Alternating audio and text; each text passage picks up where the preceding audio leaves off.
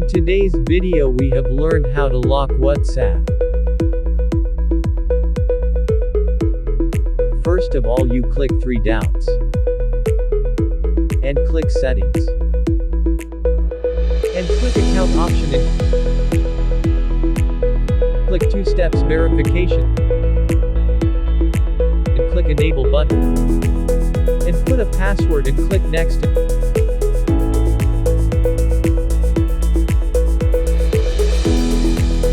Put confirm password and click next and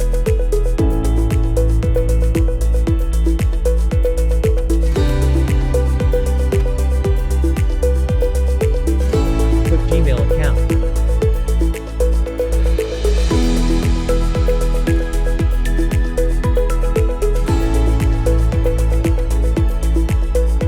Now you click done.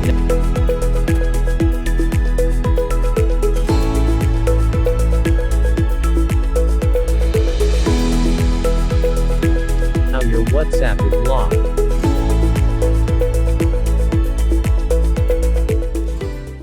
Thanks for watching this video. Please subscribe my YouTube channel and please like this video and press the bell icon. Goodbye.